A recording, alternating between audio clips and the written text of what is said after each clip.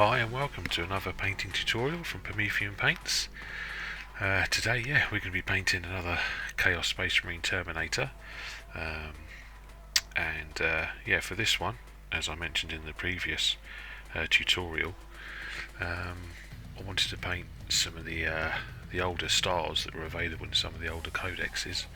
So I went back into the amazing 4th edition codex, where they've got loads of different paint schemes, and came across one, the Disciples of Destruction, where it's got this amazing dark purple base colour, and then sort of fluorescent pink, fluorescent magenta, crackled effect over the top. So not lightning like the Night Lords, but more sort of a crackled lava effect.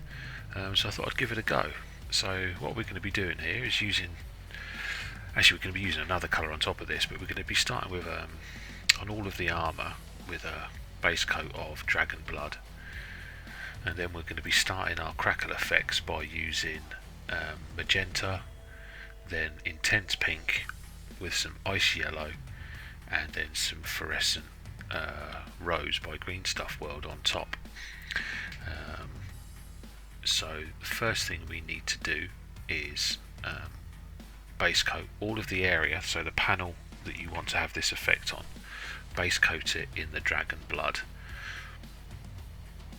It's a really amazing colour. I've watered this down ever so slightly on the wet palette, but it doesn't need 2 coats. It's amazing coverage. Give it a base coat of the dragon blood. This provides us with that. I didn't want a too brighter purple colour. I wanted to keep the base coat rather dark, so it makes the brightness really stand out. I practiced with a sort of violet type red colour underneath, and it didn't really make the effect pop as I wanted it to. Just go around the model now, painting in all of the areas you want to have this effect as dragon blood.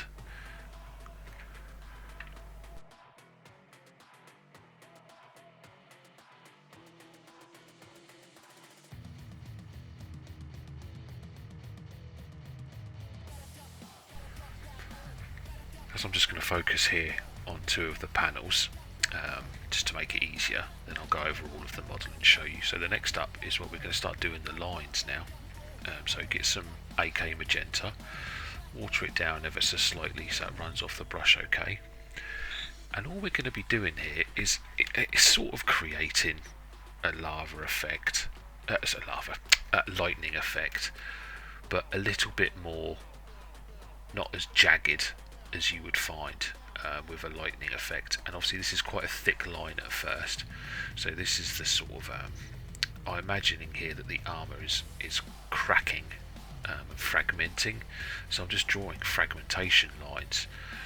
So this is if you were drawing this is your thick pencil line, and then we're going to have a brighter colour in the middle of those lines. So all you need to do here is just outline some crackle shapes. Try to avoid any curves. We generally don't see curves when things are crackling away like this, and just link them together, and just work slowly around the model. You could practice on another bit of paper. It doesn't have to be perfect here, but just some straight jaggedy lines that make it look like the armour's crackled and that there's a glowing sort of core underneath the armour.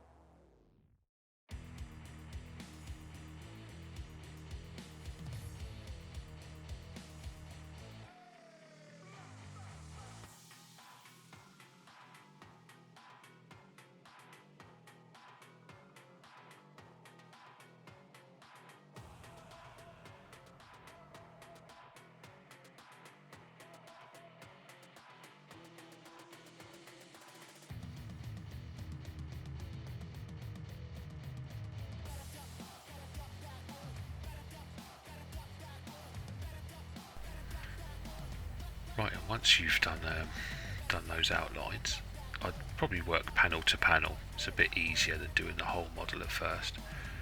Grab your Intense Pink by AK, which would be Pink Horror in Games Workshop. And now what I'm going to do is I'm not going to... This line is now being painted on the inside of the outlines we've just done. And I'm not going to be covering the whole of the magenta area, just highlighting around areas where the lines crisscross and a little bit over. So you're probably covering about 2/3 of the crackle, obviously still keeping the magenta either side. So this is a line within your lines. So you've got a dark, thicker line and then a bright, thin line.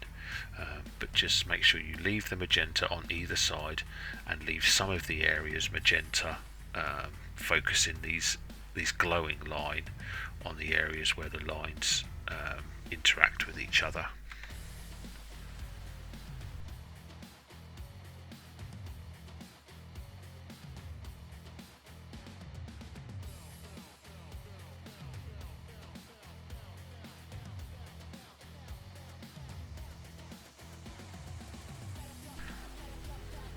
Now, to make them a little bit brighter, grab some AK Ice Yellow. For this, I add an additional step here that I don't actually do for the rest of the model. What I do here is grab some Intense Pink and the Ice Yellow and make a sort of 50-50 mix. So it's a really, really desaturated but bright pink. And I just add dots of this into where the lines crisscross. Tiny little dabs of this over those lines. I actually skip this step on the other parts, and all I do is just do straight Ice Yellow.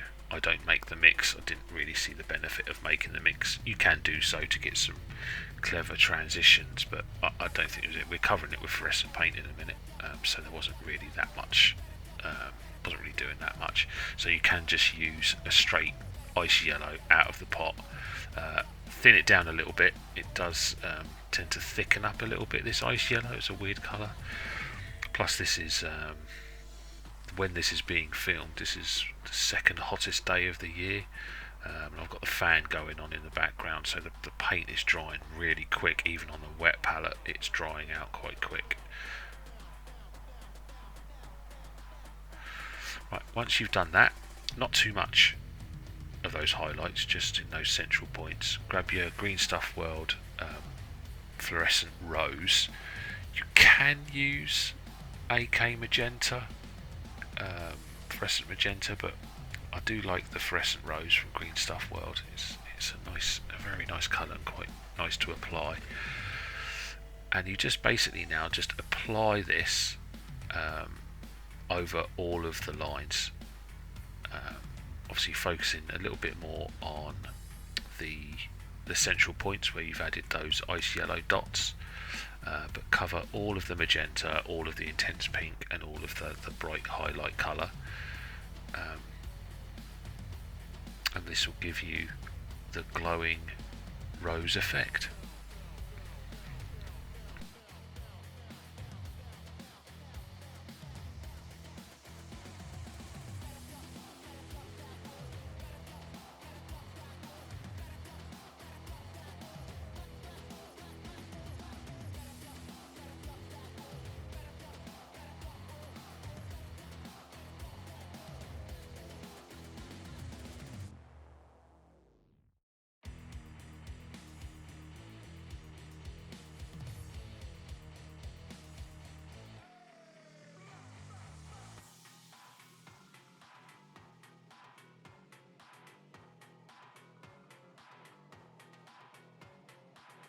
And there we go.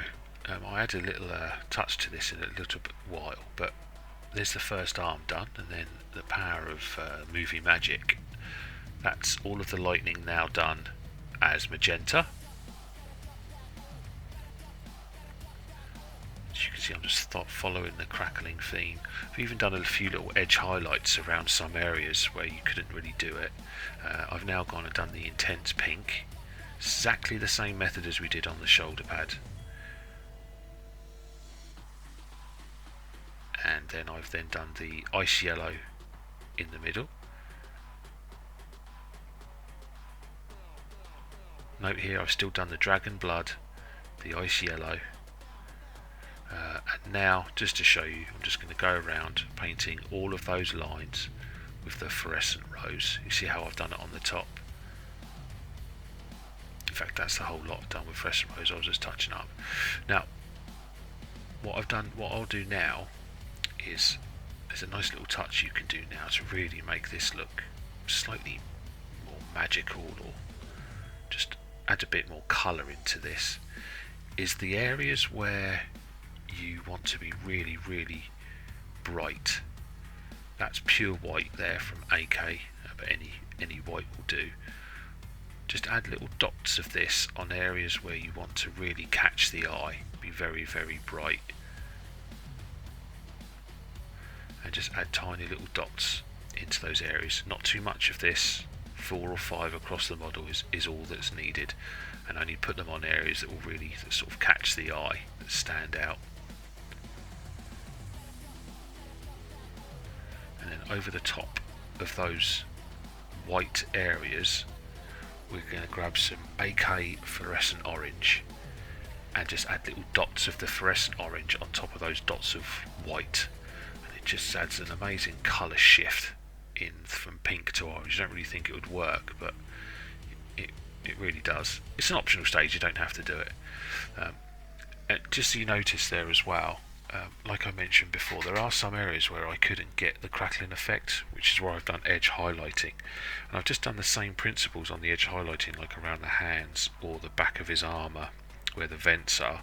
So you paint it in the dragon blood, then you edge highlight in the magenta, and then do little dots of the intense pink and little dots of ice yellow, and then over the whole top of it with the fluorescent rose colour, and it just gives the effect. You'll see it on the pictures at the end how I've done that.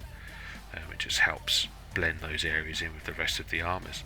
So yeah, just remember to base coat in dragon blood, apply a thick line with magenta, an intense pink inner line with dots of ice yellow where the lines crisscross, and then fluorescent rose over the top with a dash of white, and fluorescent orange is your final highlight, and it gives an amazing effect. It doesn't really take that long. I think it was about half an hour it took me for each Terminator, which when you're doing edge highlighting, even if they were Black Legion, it might take around that time. I don't know if I'd like to paint an entire army of this, but for character models I think it's a really great effect to have.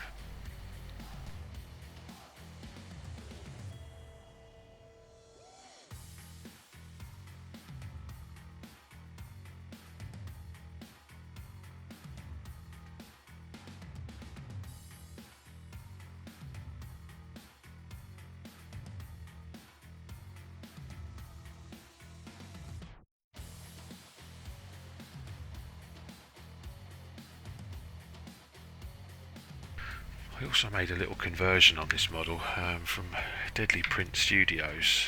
I got some little flames and I cut off the horns from the guys, the Terminator's helmet, and stuck some little smoke effects instead. And so what I'm going to do here is I'll base coat the entire flame, all the smoke, in magenta. We then make a mix. I use my magical pot of this stuff, but I've made a mix of 1 part Vallejo white ink to 1 part contrast medium and 3 parts water, and I've just made a big pot of that so that I don't have to keep making the mixes all the time. It's well worth doing it if you can. So pour out some white ink and then pour out double the amount of water and then the same amount of contrast medium as ink, and put that all into a tub and stick a couple of magnets in there or a ball bearing to just stir it up. Yeah, so I'm just painting the eyes as well. I want the eyes to be magenta, and I'm also going to be painting the vents at the back with exactly the same principles. So the colours I'm using here are all exactly the same. I'm just not doing the dragon blood as the base. I'm doing magenta as the base, then intense pink, followed by the fluorescent rose. So yeah, I've done the dragon blood on the vents here, just as the darkest colour, and then magenta, ice pink, intense pink, then white, and then the fluorescent rose, and a little dash of fluorescent orange. So just follow along here. I'm sort of jumping around different parts of the model as I'm waiting for it to dry. But the principles are all the same to get the glowing effect, so that we keep some uniformity across the whole of the model.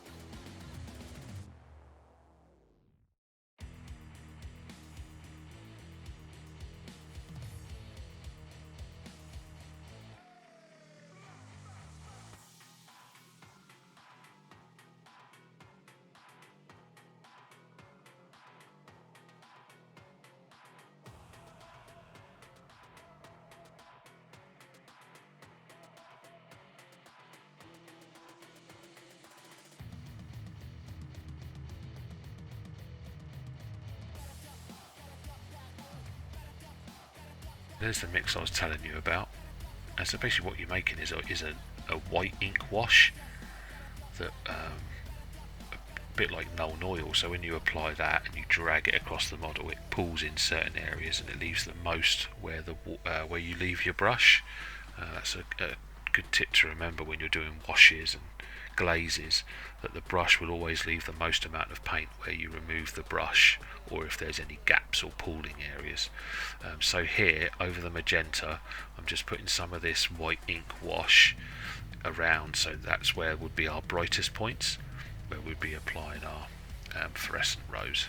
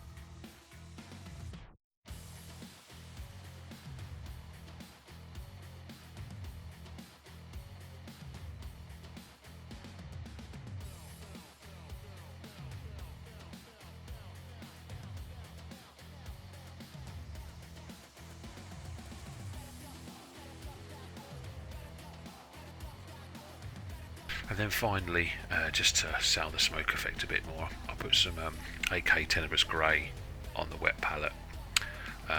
It's sort of blending in actually with the rose, but it's okay. And with that Tenebrous Grey, I'll just do a little bit of dry brushing using a small Artify dry brush just on the tips of the smoke and around the vents, just to darken the edges down a little bit, just to make it look like it's the you know, when you're doing heat sources, dark is cold, bright is hot. So here we're just selling the coldness of the smoke.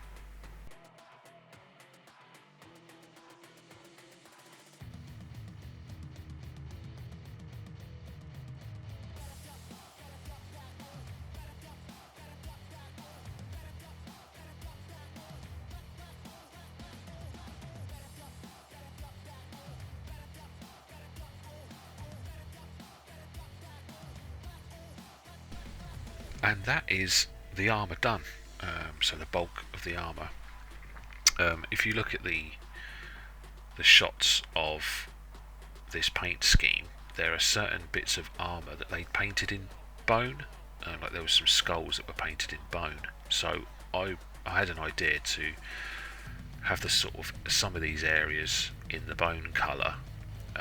So I've done his lower leg areas, any armour, any trim on his legs, and his central chest, and around the chain sword I want to be bone, and then the rest can be gold. I didn't want too much gold on these, and so I'm using a sort of go-to bone method, which is you base coat in AK Tenebrous Grey, which is very, very dark purplish grey, but it has a slightly dusty finish to it, which is really good as a base coat.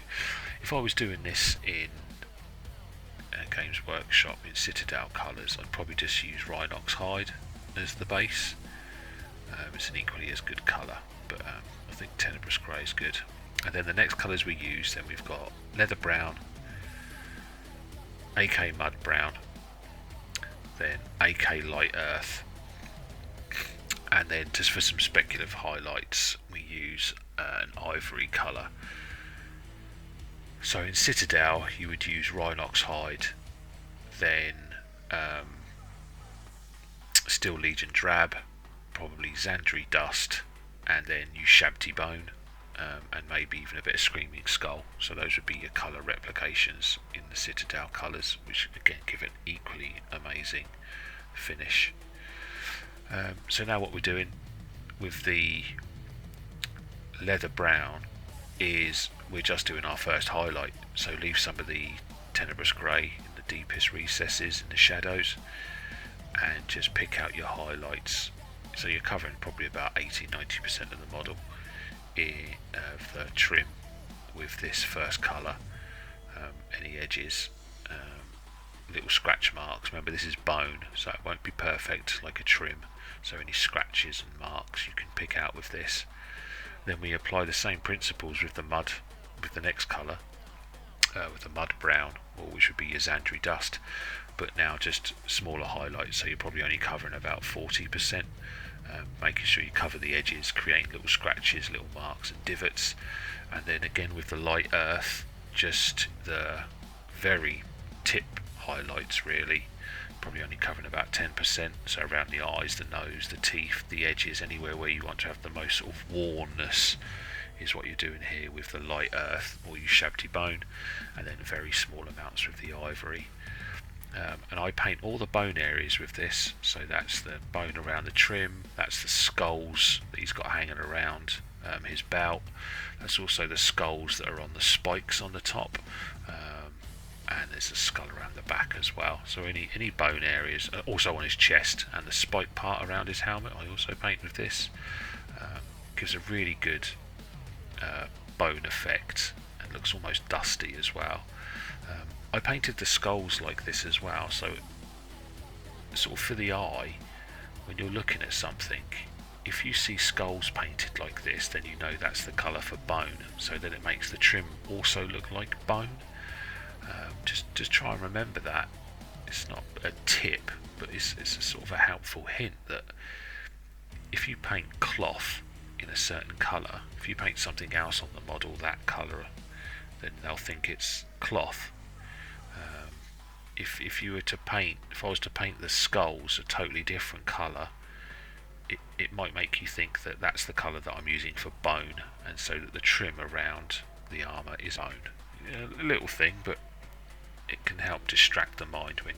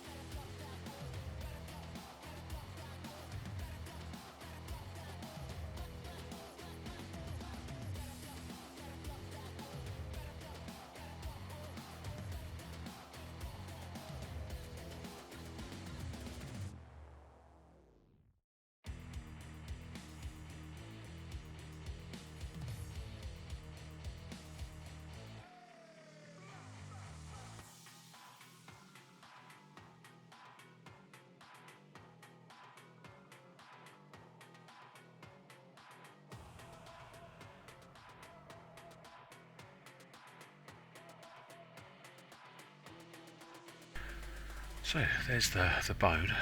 Now I'm going to just do some metallics. We're going to start with the golds.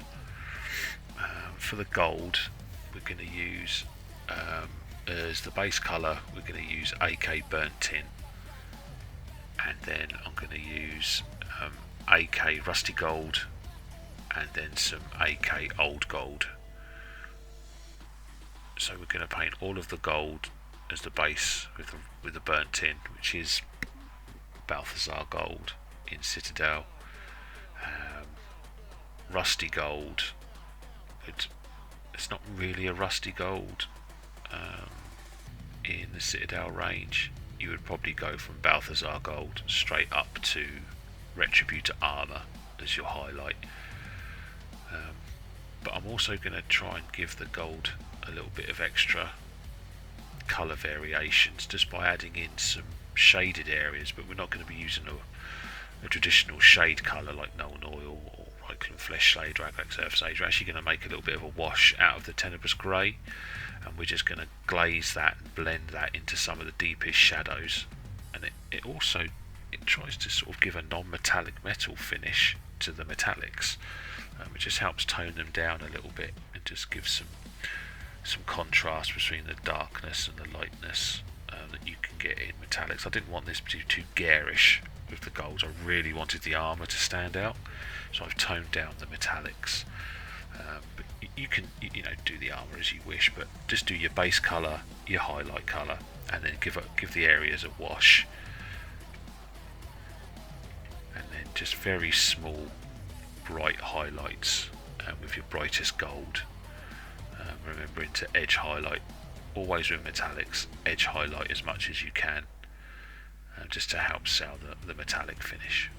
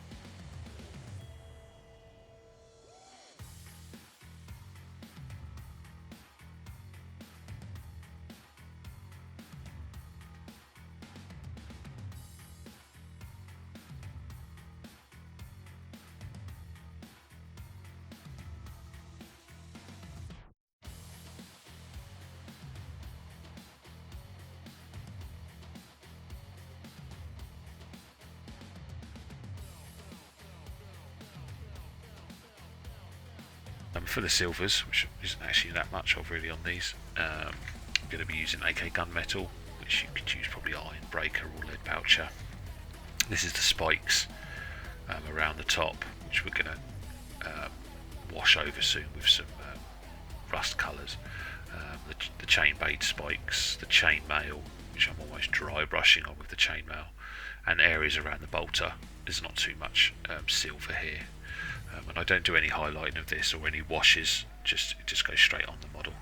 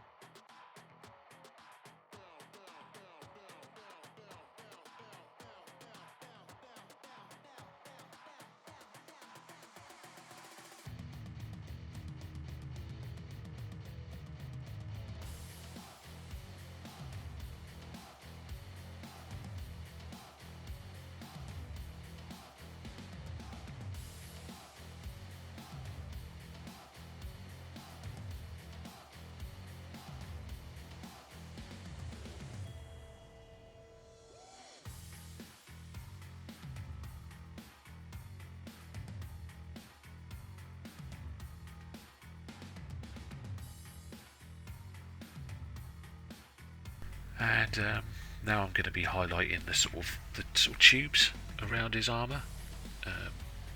So these are still black. I actually go around and just touch up a little bit in black. I'm going to be using AK Anthracite and AK Blue Grey, and I just go and give these little bits of pipe or the areas around the bolt gun, like the casing around his bolter, I do edge highlighting of using anthracite straight out, and then I make a little 50-50 mix of the anthracite and blue-grey just to do the second highlight, an even thinner highlight, and that's for anything that you want to be black, just highlight in those two colours. Not too much, don't want to go too bright on the little tubes that join the armour together, because that will detract from the brightness we've created on the crackling effect. Those crackling effects want to really be your brightest points, so they continue to stand out.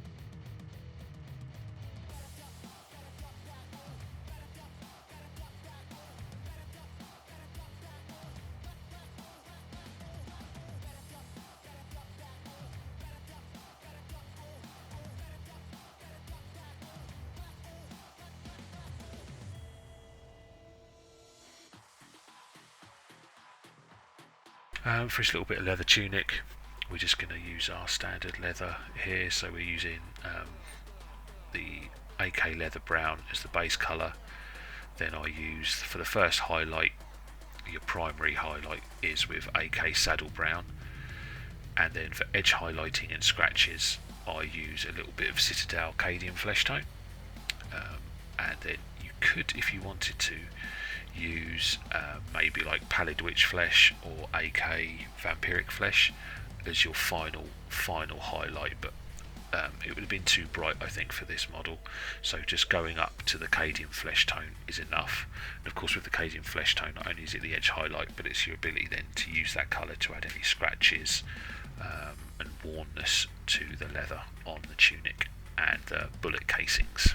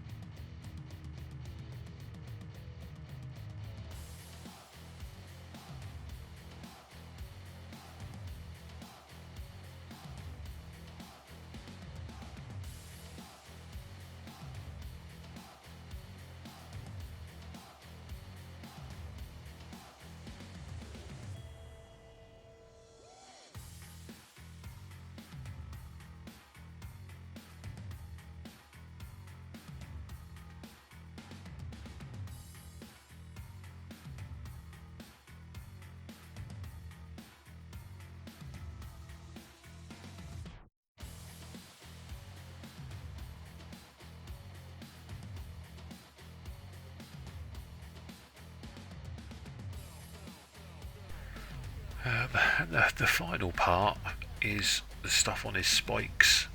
So obviously each Terminator is different here. You can paint these how you feel really, but for the poor Astra Militarum guy there with his head shoved on the spike, I will base coat his flesh in Kislev Flesh.